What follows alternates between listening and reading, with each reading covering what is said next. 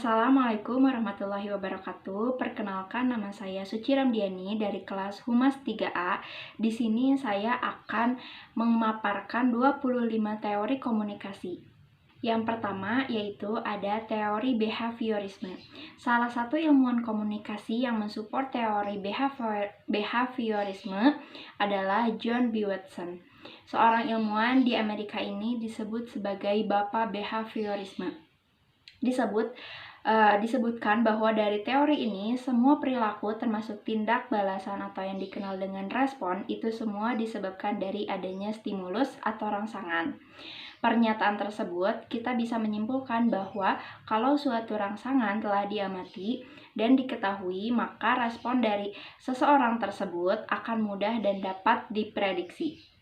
Dari setiap perilaku dapat kita pelajari melalui hubungan rangsangan dan juga respon. Nah, teori yang kedua yaitu teori informasi. Teori informasi ini merupakan sebagian dari teori komunikasi klasik. Teori ini merupakan bentuk penjabaran dari karya Claude Shannon dan Warren Weaver. Pada teori ini disebutkan bahwa komunikasi sebagai transmisi atau pesan dan bagaimana transmitter menggunakan saluran dan media dalam berkomunikasi. Di dalam teori komunikasi ini, komunikasi informasi ini menitik beratkan pada saluran atau media yang digunakan oleh transmitter. Jika sinyal dalam media ini tidak baik, maka proses komunikasi tersebut akan tidak lancar. Begitu pula sebaliknya. Nah, ada pun teori yang ketiga, teori agenda setting. Teori agenda setting hampir sama dengan teori informasi karena dalam teori ini sama-sama bergantung pada media. Teori ini dikenalkan oleh Mick Combs dan D.L. Shaw. Teori ini mempunyai argumen bahwa media sangat memberi tekanan kepada suatu kejadian dari kejadian.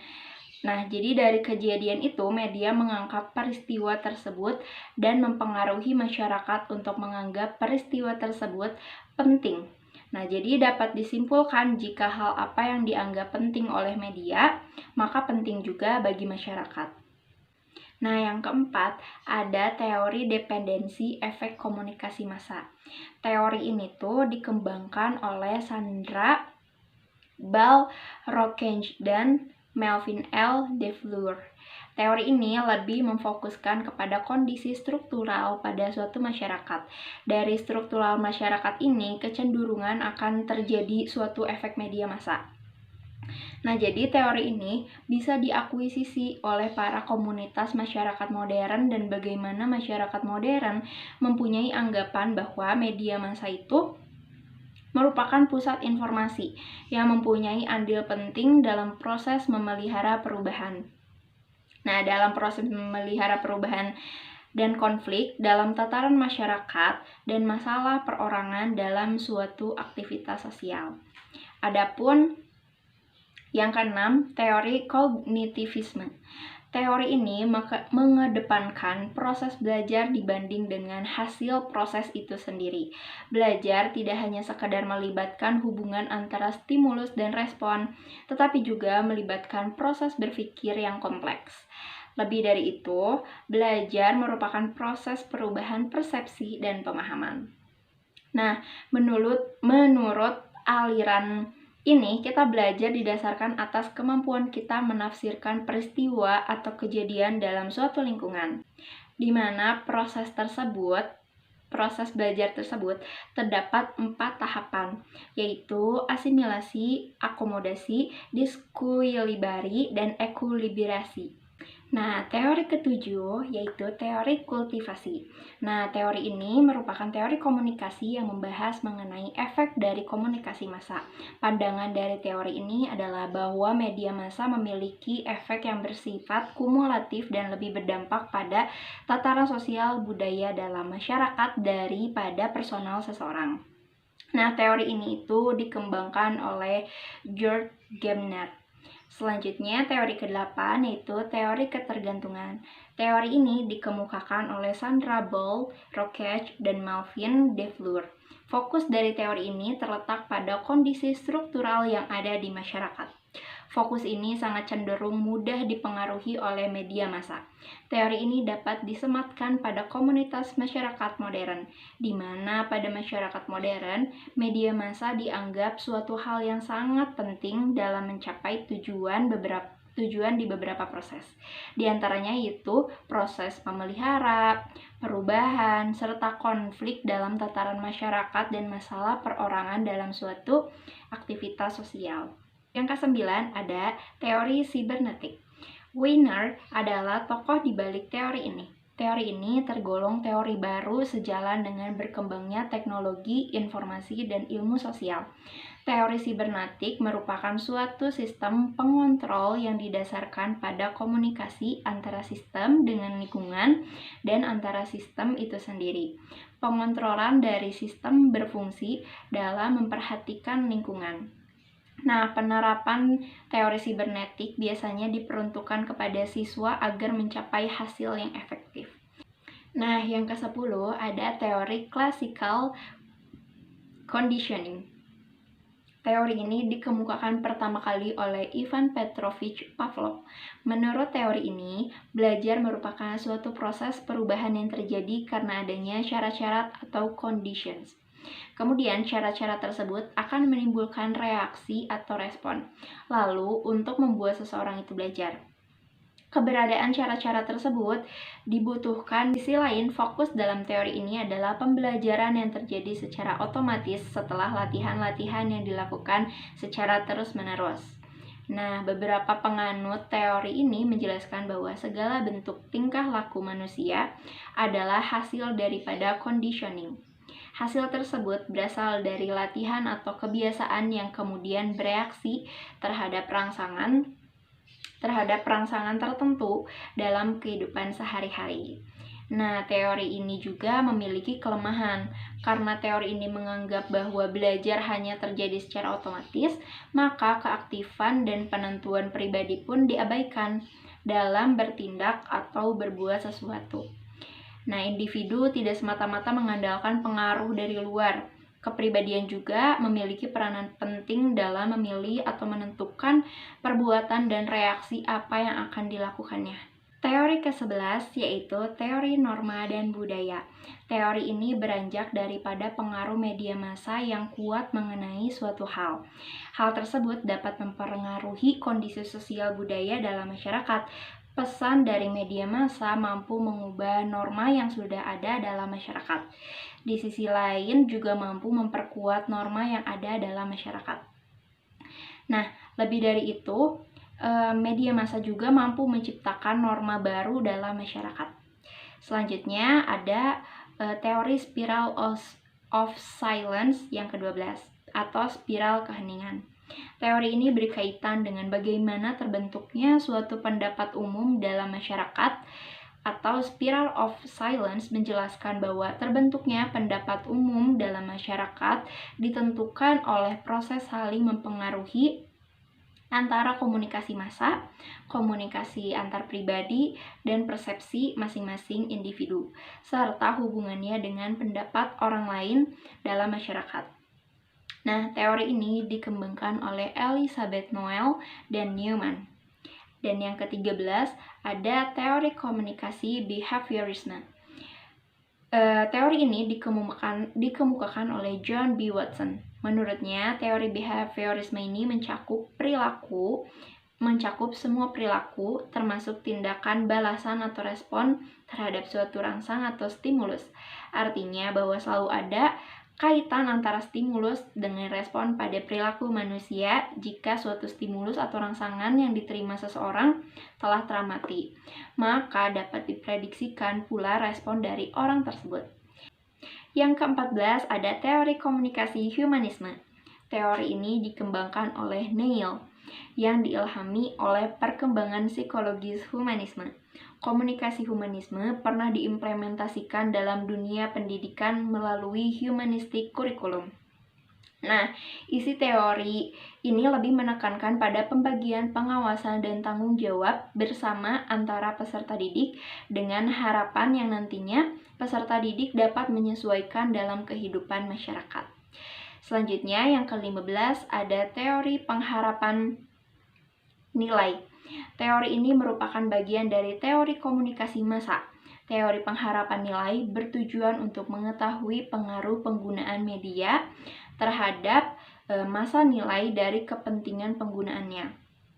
Jadi, sikap seseorang terhadap segmen-segmen media ditentukan dari evaluasi dan perspektif mereka terhadap media tersebut. Nah, teori ini merupakan turunan dari teori use and gratification. Selanjutnya, yang ke-16 ada teori analisis transaksional. Analisis transaksional merupakan pendekatan psikoterapi yang menekankan hubungan interaksional transaksional sendiri. Dimaksudkan sebagai hubungan komunikasi antar individu. Nah, teori ini digunakan untuk mengetahui bentuk dan isi pesan yang tersampaikan dalam suatu komunikasi. Analisis ini bertujuan mengetahui tingkat keefektifan komunikasi yang terjalin antara individu. Eric Berne adalah pengembang teori analisis ini, yang dinilai cocok untuk digunakan dalam konseling kelompok. Nah, yang ke-17 ada teori komunikasi administrasi. Nah, teori komunikasi administrasi adalah proses penyampaian pesan yang dilakukan secara timbal balik antar anggota. Nah, teori ini dimaksudkan dengan tujuan untuk menumbuhkan rasa saling pengertian dalam rangka mencapai tujuan organisasi dengan efektif dan efisien. Fungsi dari penerapan teori ini adalah untuk menjaga stabilitas informasi agar terciptanya penyesuaian sikap yang memadai antara bagian dalam organisasi.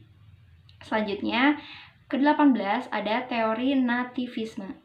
Chomsky dan Hadley adalah tokoh pendukung teori nativisme. Teori ini berpandangan bahwa manusia satu-satunya makhluk Tuhan yang dapat berkomunikasi melalui verbal. Di sisi lain, bahasa merupakan suatu yang kompleks. Oleh karenanya, manusia senantiasa belajar untuk dapat berkomunikasi dengan makhluk Tuhan yang lainnya. Yang ke-19 ada teori belajar sosial. Teori ini dicetuskan oleh Bandura. Ia mengemukakan bahwa perilaku manusia dalam konteks sebuah interaksi tingkah laku terdapat hubungan timbal balik yang saling berkesinambungan. Interaksi yang terjadi antara perilaku kognitif dan pengaruh lingkungan. Pengalaman melalui observasi dan pengamatan terhadap suatu pesan yang disampaikan menjadi suatu hal yang sangat penting dalam teori ini. Nah, dalam teori ini terdapat 4 tahapan. Pertama, yaitu pembelajaran sosial, terjadi atas adanya perhatian dari individu. Yang kedua, pembelajaran sosial dilakukan melalui ingatan. Dan yang ketiga, pembelajaran sosial dilakukan melalui tindakan, serta yang terakhir, pembelajaran sosial dilakukan atas dasar motivasi dari masing-masing individu. Selanjutnya yang ke-20 ada struktur fungsional. Teori ini merupakan bangunan paling dasar dari ilmu sosial. Beberapa tokoh yang mencetuskan teori ini diantaranya ada Auguste Comte, Emile Durkheim, dan Herbert Spencer. Pemikiran struktural fungsional dipengaruhi oleh pemikiran biologis yang menganggap masyarakat yang saling ketergantungan akibat konsekuensi dari bertahan hidup. Tujuan dari teori ini adalah mencapai keteraturan sosial. Yang ke-21 ada teori systematic behavior. Clark Chehul mendalami teori Thorndike dalam usahanya mengembangkan teori belajar dalam komunikasi. Beberapa prinsip yang digunakan memiliki kesamaan dengan prinsip para behaviors yang berdasarkan adanya stimulus dan respon serta motivasi. Nah, teori ini mengungkapkan bahwa suatu kebutuhan atau keadaan terdesak oleh motif, tujuan, maksud tertentu. Harus dimiliki dalam seseorang yang sedang belajar. Kebutuhan tersebut harus ada sebelum suatu respon yang dapat diperkuat oleh dasar pengurangan kebutuhan. Kemudian dalam hal efisiensi belajar, tergantung pada besarnya tingkat pengurangan serta kepuasan motif. Lalu timbul usaha belajar dari keberadaan respon tersebut. Di sisi lain, setiap objek atau situasi dapat memiliki nilai motivasi apabila hal itu berhubungan dengan penurunan terhadap kekurangan pada diri individu tersebut. Selanjutnya, teori ke-22 yaitu teori connectionism. Teori ini disebut juga dengan teori trial and error. Menurut teori ini, masing-masing organisme apabila bertemu dengan situasi yang baru akan melakukan beberapa tindakan yang bersifat coba-coba secara terus-menerus. Kemudian jika dalam usaha coba-coba tersebut secara tidak sengaja timbul perbuatan yang dirasa memenuhi situasi, maka perbuatan tersebut akan terus diterapkan sebagai salah satu tindakan yang dinilai cocok dalam situasi tersebut. Dengan percobaan yang dilakukan secara berkelanjutan, maka perbuatan tersebut menjadi suatu kebiasaan dan semakin efisien untuk diterapkan. Selanjutnya, di ke-23 ada teori komunikasi 2 tahap. Teori ini didasari oleh penelitian yang dilakukan oleh Paul Lazarford dan teoritikus lainnya. Teori komunikasi 2 tahap membahas mengenai efek media massa dan pertama kali diterapkan dalam kampanye pemilihan umum pada tahun 1940. Studi ini memiliki asumsi bahwa proses stimulus bekerja dalam menghasilkan efek ke media massa. Ada yang ke-24, ada teori sikap atau standpoint. Harding dan Wood, dua teoritikus ini menjelaskan bahwa salah satu cara terbaik untuk mengetahui bagaimana keadaan dunia dimulai dari sikap atau sudut pandang wanita. Standpoint sendiri adalah sebuah tempat untuk memandang dunia sekitar.